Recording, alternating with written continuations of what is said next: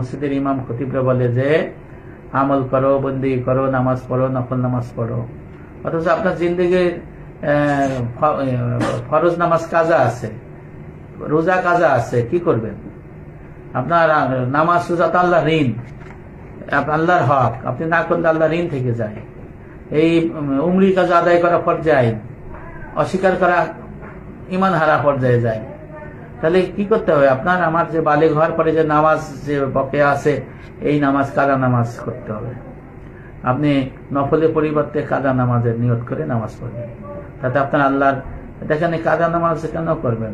এই নামাজ বাকি রাখলে কি হয়? এখানে নামাজ বাকি রাখলে দুটো গুনাহ হয়। একটা, নামাজ পড়েন নাই, আল্লাহর হক দেন নাই, ঋণ থেকে গেছে না, সময় কেন পড়েন নাই, দেরি হলো কেন, অবহেলা করলেন কেন, একজন শাস্তি আছে।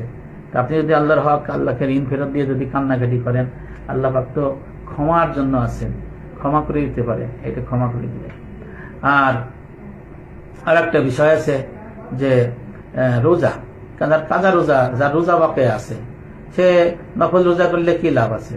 সে কাজা রোজার নিয়ত করবে, তাতে তার ফরজ আদায় হবে, নফলের সওয়াব পাবে। আর রাতের বেলা তাহাজ্জুদ নামাজ পড়ে, তাহাজ্জুদের বলে যে আমি 4 রাকাত তাহাজ্জুদ, 2 রাকাত তাহাজ্জুদ নামাজ আদায় করিতেছি, সবে কদর, সবে নামাজ আদায় করতেছি। ভাইও, এটা না বললে আপনি ফজর, জোহর, আসর, মাগরিব, এশা এই কাজা নামাজগুলো আদায় করেন না, তাতেই কিন্তু আপনার তাহাজ্জুদ আদায় হয়ে যাবে। আল্লাহ পাক ফরজ বাদ দিয়ে নফল কবুল করেন না।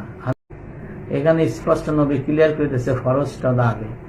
এটা তাকিসমানি তার কিতাবে তাসাউফ তত্ত্ব বিশ্লেষণ কিতাবের মধ্যে লিখে দিয়েছেন যে এক ব্যক্তি ঘরের মধ্যে জানলা দরজা খুলে ফ্যান ছাড়িয়ে এসি চালাই দিল, আর ঘর ঠান্ডা হয় না, ওই লোকটা ঘরের মধ্যেই আছে। তাহলে লাভ হলো কি? এই যে আপনি ফরজ বাদ দিয়ে, অর্থাৎ ফরজ মানে জানলা দরজা আটকাইলেন না, এগুলো ফরজ আটকানো, তারপরে এসি ছাড়া নফল। আপনি জানলা দরজা আটকাইবেন, এসি ছাড়বেন, ঠান্ডা হবেন, আপনি ফরজ বিধিবিধান পালন করবেন, সওয়াব পাবেন। ফরজ বিধিবিধান আপনি পালন করবেন না, নফল করবেন, সওয়াব পাবেন না, পক্ষান্তরে আল্লাহ পাক শাস্তি দেবে, মনে রাখবেন। আর যার কাজা নাই, সে নফল পড়বেন, নফল পড়লে তার দরজা মর্তবা বৃদ্ধি পায়। আর একটা হলো যে শুধু নামাজ পড়লেই চলবে, জি না, আপনার সমস্ত হারাম থেকে ফারেক হইতে হবে, সমস্ত হারাম আপনাকে বর্জন করতে হবে।